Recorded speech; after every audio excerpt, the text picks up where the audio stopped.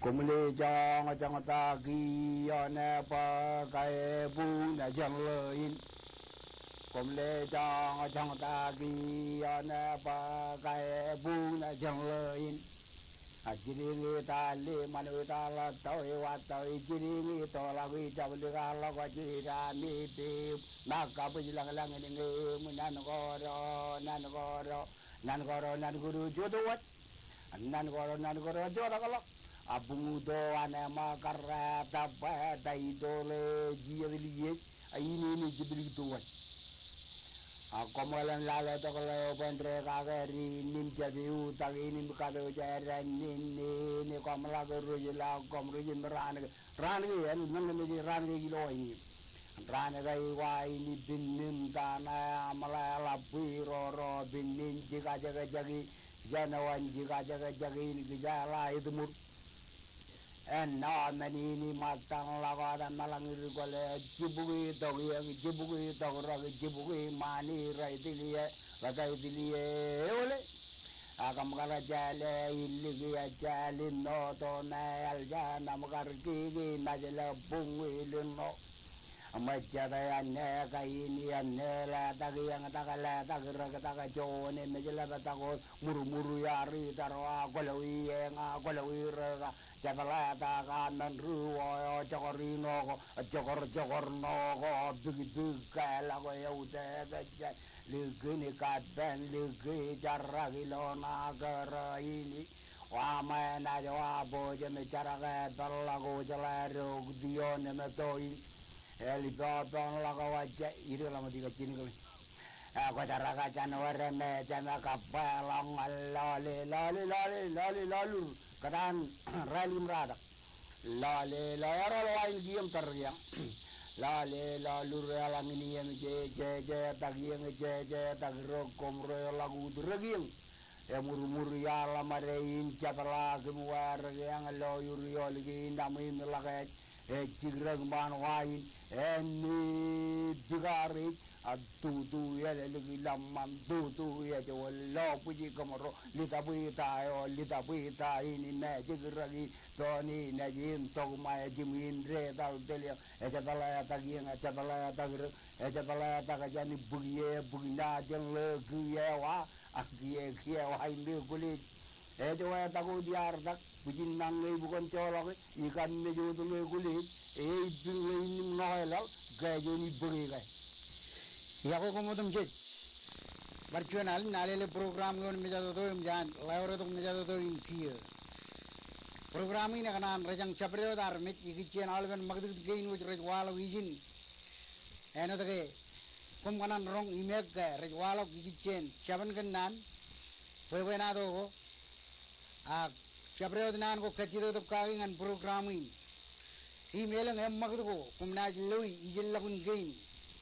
Ko im rajber yumuntal im wanagan Robert Ramos Enterprises eoy me kamagdo awalben magdo gain an alele program yon meja do ilo dialing chage jubulyo.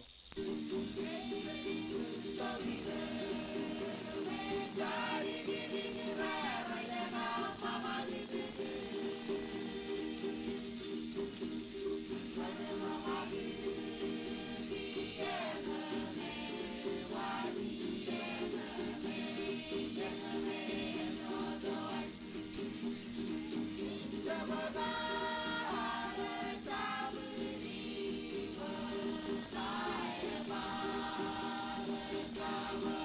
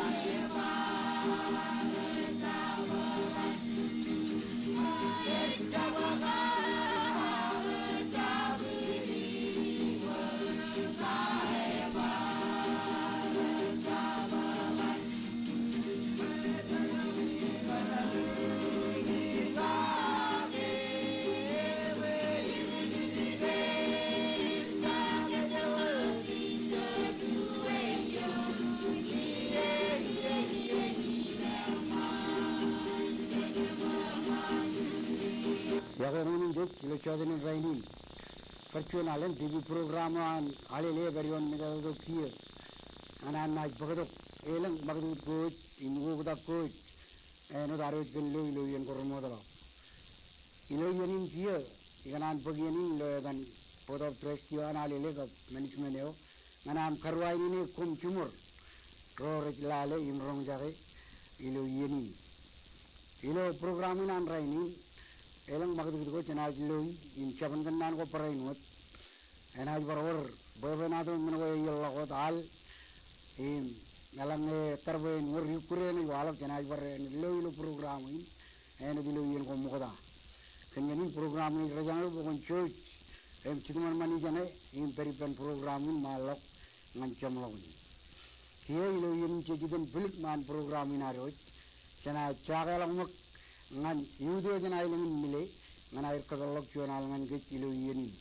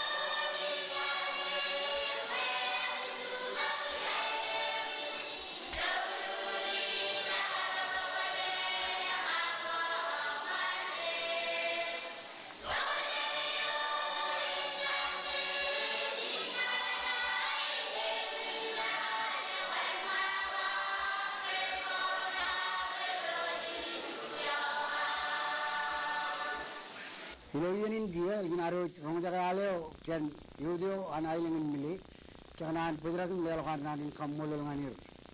And Elgin Janajam Magad Kia, Vajanal, Iloyan in Janaj Bodok Chun Pija, Chen collection on Chogan Tiv Room, and the car with Lali, Iloyan Jet program in it very on Mijado. Emiloyan Pijana cum Remanagum Lo Kia, a Pijan Chun Kara, Karen Rugagi, Eohim. Can Island of Luck, Edan Lureni, Pijana Comilo, Pijan Lureni, and Adam Remanagum Loe, are Comanilo Island in Ligate, Iloian, Chontoyan Rangun Purongo Lia.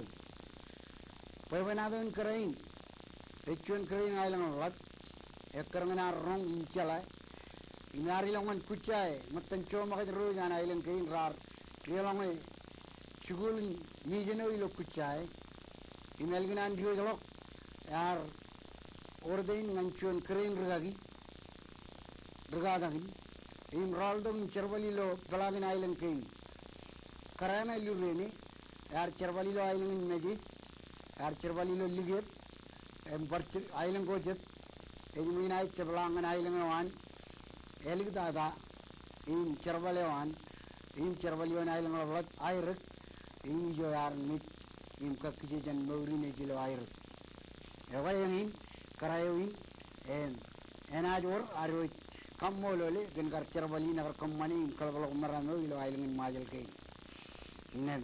Emane, Karayone, Iloyeni, Janaj, on Malaudilo programming, Elgin Arroy, Aluje Pijay Lureni, Janaj, Pogodok to Ukraine, in Ukraine and Ajo and Rutoro, Churchill Church.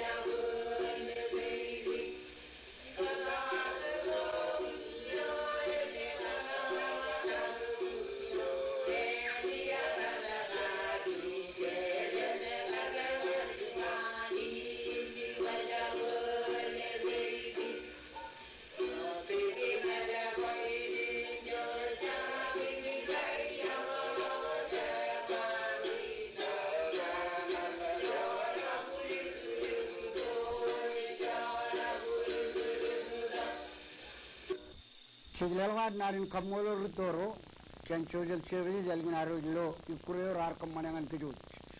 Emilio Yenin, Janatido, Virgin Kamele, Chuni, and Chabanganango, Egaric Ekaro Ronjare, Imemavich, Padap, Bolene Chang Lukun, Polo, Aruj Malay Kitchen. Nanuin, Chit the Vein Puvum Chima, Virgin Maron Ronjaro Yenin, 8 major Kabila Kit. I, the Mulligan Nani, a car Ronjare. Man, even go ready rock, today which come lele gear, Tamale Nani, Palang Elang Rutor Chamelele, Ranat Kubaji, Panru, Ilan programming, Kamele, Kia Nani, Major Kabila Kit. Nani, Nichun Nanella, Pim, Rutor, Rore, Boyen, Chun Nano, Koboilo Pojan Moor, and Chun Army. Nani, it Priverion Moor and Army, Major Kabila Kit. Melego, Chuane Jainodin. Many of Mejamaj Loy, many of good Melegare. A chalak chun, many of Mejamaj a chaploy, a Kumelegare. Melele Milo, Ilo, Melele Nanin, Major Kabila Kit. Elang Mejam Elo Kijek, Mejamanaj Maka Kabila Kokunjab Ragalang money but Kijek. And in Melele Nanin, Major Kabila Kit. A chalak chun army Jamaran Kajaran Mejan. Enodin, a log Kijak Menem Ribui, Evanadam Pun.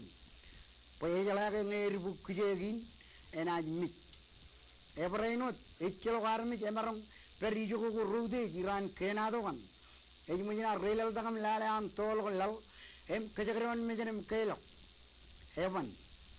And I can't know in Kajabaru Benja Budlock. A Kernan making chilly. Conchani over here, Kia, a Milo Yalan Kobo Boat. A Chalavarmi Jamarum Low, Lamadogan Majan, a Yumina Kalajan Chuanwa Lugan Lamado. Malay and Nanin Chudak Major Kabila Kit. Chijai with low Im Lala Tayo Major Kabila Kit Ranudum Jit. Egaric Irabdak along a Chuanman, Ejakar, Edmujinaj Commani.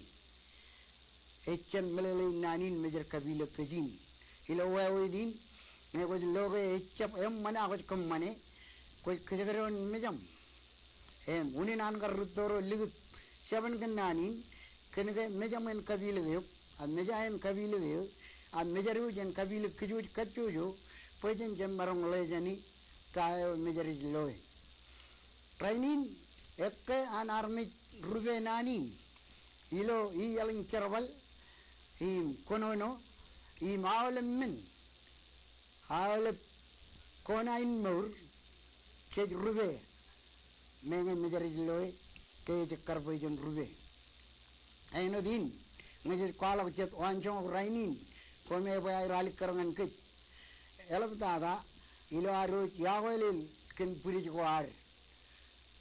Palavan and Chiginagago and Kajaran Kadan Goar, Menga Mijamaj Low the Gajakar. Pukajala, you Toramilo Bridging, Komarang Army Eric Dada, and Komalaka and Odan Mijam Loy Cheragan Pujam, Ak Kokajakaran Mijam, Emi Wall of Children, Igadan Pujugo. A chap Pujugo, the Wall of Children Kitchen and Major Kabila Kajim Jet Ruve. A wall of you change Cherval going and go a yellow. Chit Kirin, but here a bag of Ian Arrow, Williamcom Magajut, Nan Elam, Menin Katabargo, Vadap, Chegaron, Major Logo, Ejakar, Imenana, a Chidlogan Major, up the Najon Malago. Chijai good church of Kajabar will are money Nangan and Rotoro and Murgagi. Penangain Reginan Kabila ko Ewang Lat Melir. A Melanga Kajaroni, you know them, Jit, Ewa, Chit Kajaron Major. M1, Pakiri Kabila Ronilo Yen, Gananin, Major Kabila Kit. Along Eurem, Everjan Melele, Gitchen Kamelego, Ewa Chujum Chivara Walili, Walili and 1 mile, Manchono, Maram Kamele, Yigitchen of Melalin Nanin, Major Kabila Kit. However, I was wrong Jaga, Elgin, I was wrong Jaga Chaman Kanan, Kilojomin, Chanaka Jomuk, kainaman kejojim kamalo kejoj ilo arojina aj pagado chare ebung bung mem manai kurir rajna yadan choriri ngan choriri kilo ejmur ngana aroj lali chuane magdroj kamane kiyo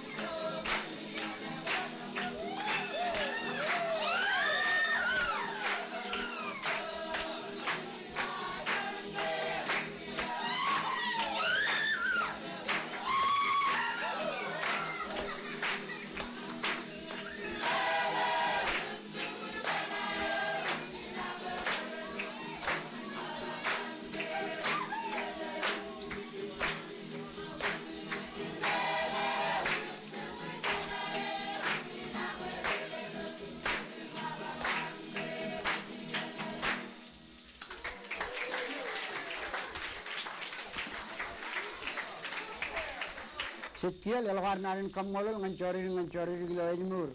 Ajri roj najri lo chikin ejmur yo. Elgin aroj lo magdikit korar kamani ngan kejoj. Pulang kagi ak malok jan kagi. Milo yanin kia chanaj idok pojan rong jaga chuan interview ar kamani pen rude leander melan igi chen wat unim teleo elat an luda kupanalele ilo allengin krajnayadan ajri ni punili Chojim lalamak. Ilo yani ni nai baca chomak. Kaya dengan Mr. Limalan ngai baca marang uwa gigichen. Egi jikanan baca lamanak kan unin talinan alengin eorta. Egi baca lamanak marang kualangan kejo gigichen od nanin ajri ni punili. Egi jikanan lamanak kaga rainin. Mr. Li. Komal kan ki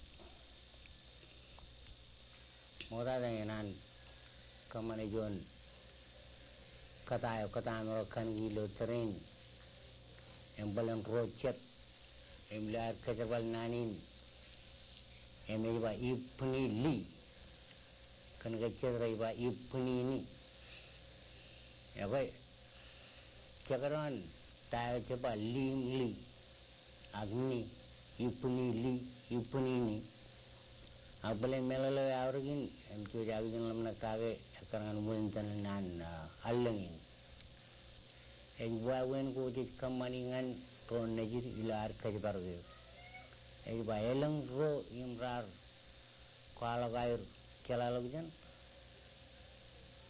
udit maye kan gatel ko an ron kiniram kemeir rari ejag igichen nanin ipulini. Wala na chelok melalay na kwalog igichen ijel lagun men going raj walo lo chikin chelal jan kwar. Padabi na paglulok chet step liglok kajang lo terrain im na kamane kachidagin. Chinon akada ke walog ya. Ko chinon akada ke the walog jan klachun. It's walog jan head start. Aga marong chino jan ienoim ajuriyom jan irum chon armit. Imeja kada ilo jan chinen. Wawan gugo kutak. Wawan tugu kien ilo an lo jan chinen. Emengain elangenaj wung keberan airo chinen. Coordinate a kapalaging and drone, I chino na kada gone, Emina Ejag Jensen.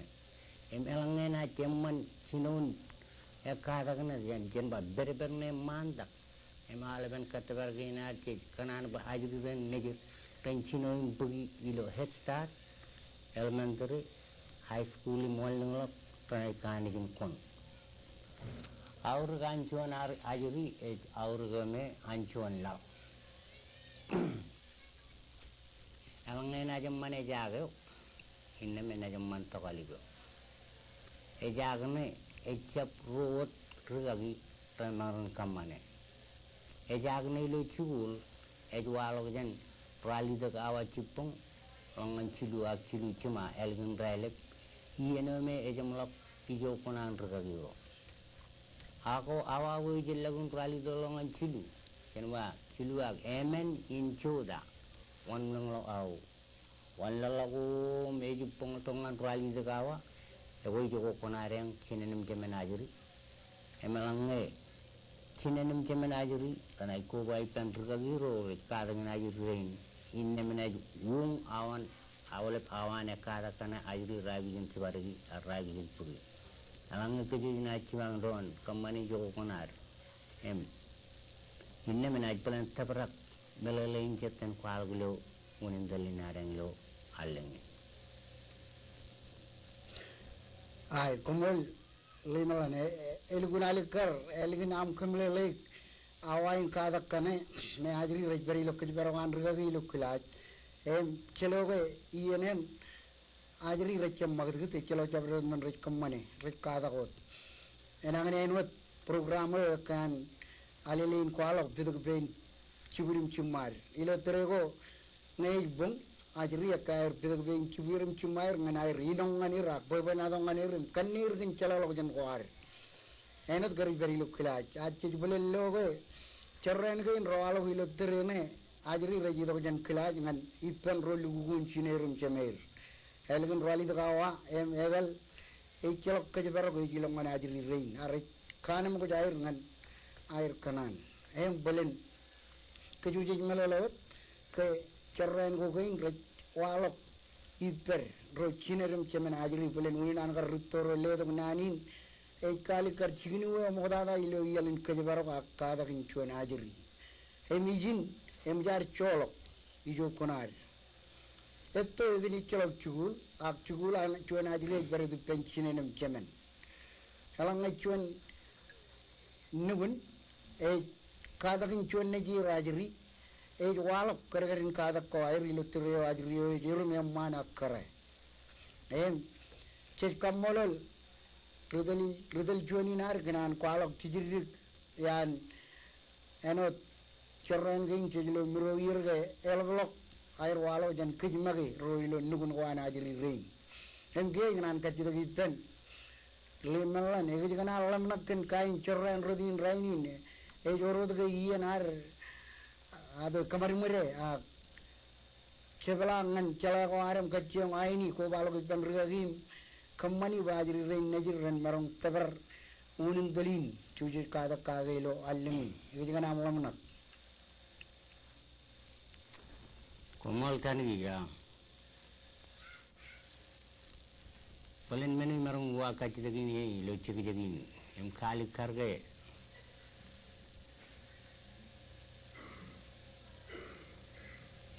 meni chala lagjan adu bugo chala lagjan klen imwewen tubugo chalalog jan echep chuan minu ipin enung tira kam de table indi mem jarro kam de interi long najin eban barugutak kilen kadagin ejugutak chen ian ngan ian enodan ugutak nur chen ian ngan ian emuj wawen ugutak kain echep rodilo Trolulan chalalog jan at department on education ech konair anair ugugot tubugot ugutak kain ech konan awlep kachuyu nan kajalaik rore rong jaga program ilo terrain ga ilo allingin e challingin wat ilo chamlagun program ge nan education lo samarin or chun wi gam jan chenolok raj kajanolong an airu ko bai pentron manai tubugot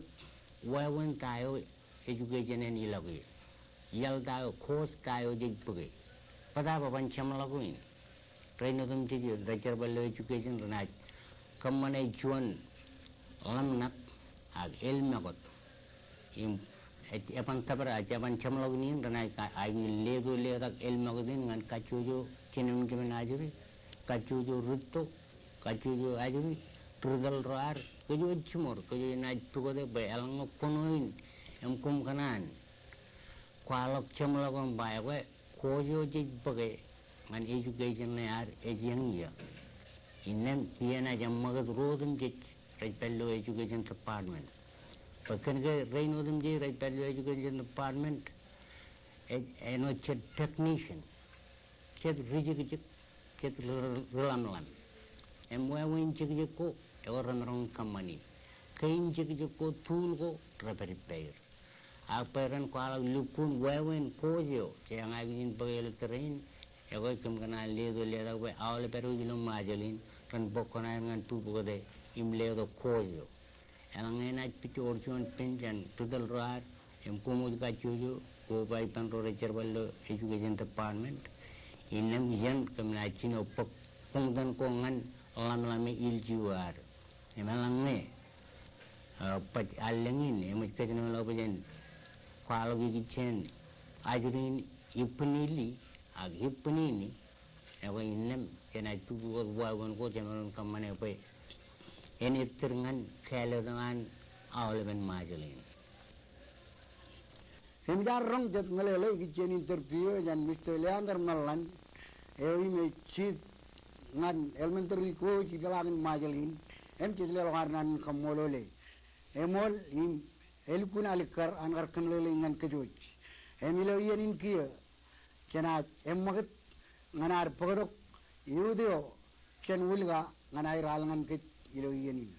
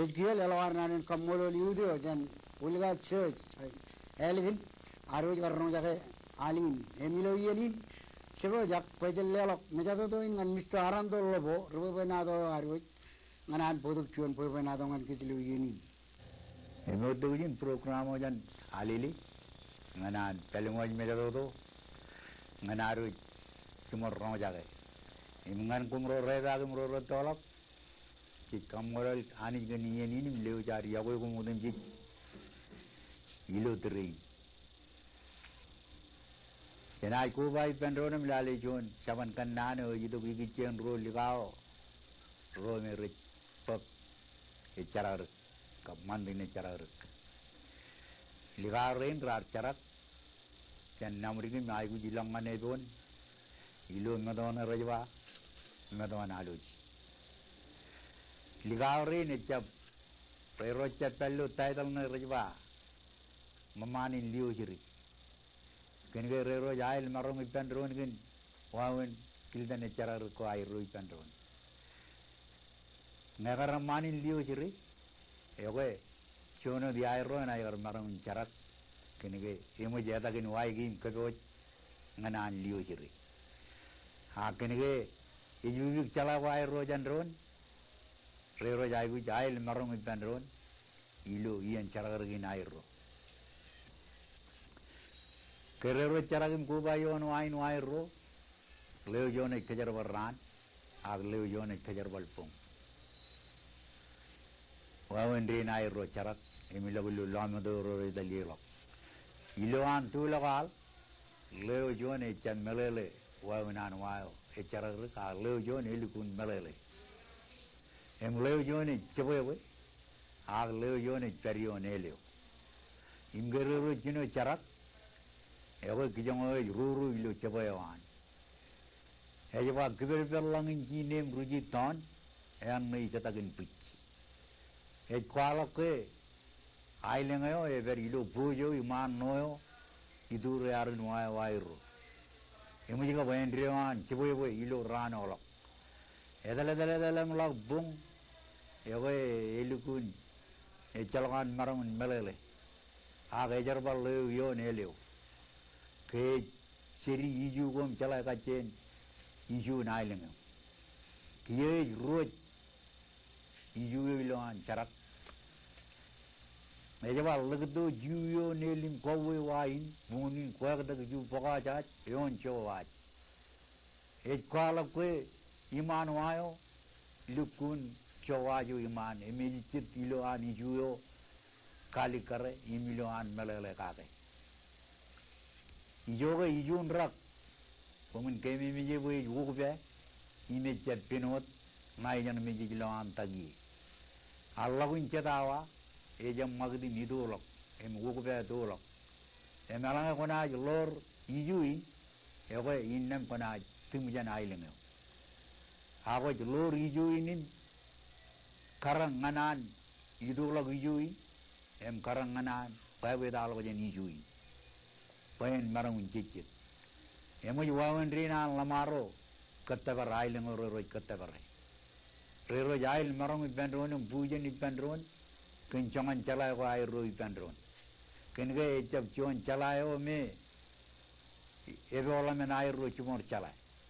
Ailo air ro kuba ipandron me ail marang nani nail marang ipandron ego jualok cuan meleleo en ail marang nemmani kata air ro ilo airo cipsipang ron kenge rero ail marong pendron yon wain lamaren roro perion emilo bung kabilo ran rero kacho airo charbal jandron kiye ga wain ne jino charaga ilo cupung e bulin wan legale eme charbal lo ran ke charbal lo ran e charbal nogi nemen pada bilo air bulak Ewe kan ka ailenga ruji. Em tibiririgim kumilo air tuguyon menim. Ak iye to nogai nija kan ka ailenga ruji cejiba ailang matan nogai. Kiye charak le charak. Charak kamla perdo gicho ilukan lama to. Ebung.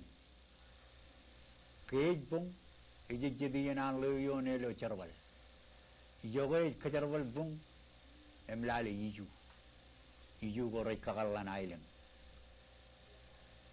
emilo bung iju kwalak chon ailen agilo ran no ga rai kwalak emilo air tabare yulu gone on lama to yogo ali karga kanagani no gai no chon kajuri ro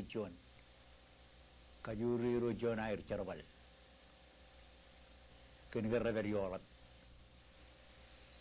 emilo ama eda gani dak kiye charbal no ga bung me to kap color wai kap kalelegi inam ngako berilawa ko chalaot ke eba gani kenigar ko da man wai em color inam kalelegi melele ni jadi on pui no ga rai ba ko jadi on pui ayalanga ko leiri e ko ro chodak paran wai wam im chudur lokan melelen rai ba kon pa wi nganene e ga jur no iri keniga ko iri ken ailemi em chodak paran wai wam no yo chodak paran wai wam em ka jitto ailenga ijo ilo poji yo pues con ido mane ba con chep kapen rolok ilu no ya buyo buena kaji ba buyo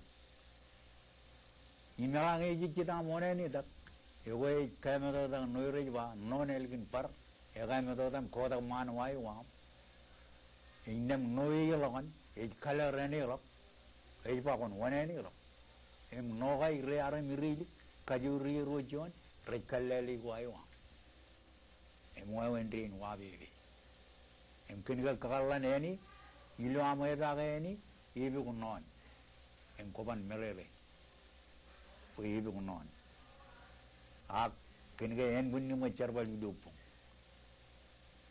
ak meja mo charbal iluran em kiyongra ro rajat chandron ro chablukun kartola menju nyairo pada bebo airo chararukan iju kapkan no halilo ran ejaji kajarbal wabi wi lupum echap chala en bunni ne echap chala eliya agalang en bunni na ar chala ilo an perilowa e ko molege emanin wabi wi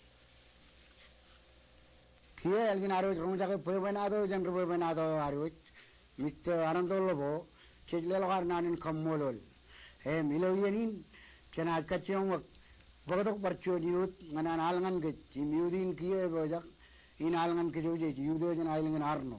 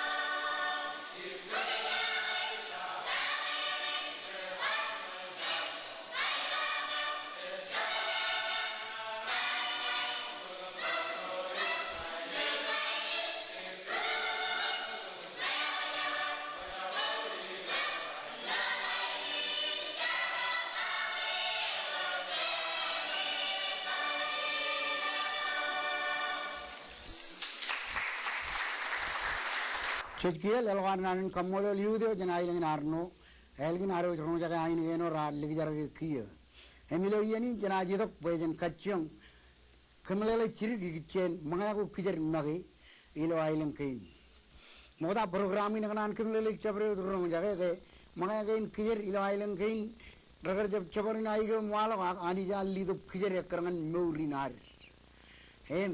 Ichelok mga ilo pelagin ma lalin ragali rot mga kain kijer. Pwede cibit ako janran wujud kain kan rajberi ngapain mayo apa pa ni emma. Acap kamani ilo cikin kaman mga kana milik kami kalau naik. Ichelok nangin mi walap chani longan ciri-ciri ke kerana orang jaga jan tak ada rohar chani yang nganian. Cijai kuj kau deh mengaku kijer. Pekenan kerana dia kuj jaga kemani meli tu kuilo ichelok nememin kain kokure. Nejaj bacalam nakin mengaku kijer. Regari gai wujud. Imen no. Hak rainin itu kot bajan puki mengaku alap monair. Romor mengain iya kolok alung kolok. Lakana kijer cicu itu kota rainin cenran wujud kayak mai. Mana nggak kicu jadi meleleh. Kau deh mengaku kijer. Pui celok cuman air kail cen awalnya mengai belagin lalin. Kemenin cujan rajang ron. Kadagin ron negir. Pui jen cap cegil aku jen mengaku kijer magi. Ilo ianin program ini apa rainut kanan karung kejut. Ano to kay alang yung ludo ko panalelein kan min go mayer chonyan min go mga ko kijer yung char kachyung kuno ka ilo yen program ini kanan kajalay kajut po ilo alang yung ko jodum chit ilo kito ko restaurant na me ek aro relang chen chala ga or program आगे और प्रोग्राम और कम्मने चिबेजल मंगाइन आइलंग कहीं नहीं हुई प्रोग्राम इन्हें करो नहीं पहला कुछ कौदे मंगाइन आइलंग कहीं किले गए चलो मिनिन को करे पैनी मावले मिन को ये ऐसा कुछ पचास किलो किया ngन कितो को मक कमोले किन मेजम इन मगे कबीले के पे इजन अगर एक आदर लाइन मंगाइन आइलंग कहीं को राउर इन रन्नो ये लोग कितो को restaurant Ijo kamarang lewirian, kenmenin kacang mak ajari kalau kilo meramin nanin, im lale mak ak pagmolin.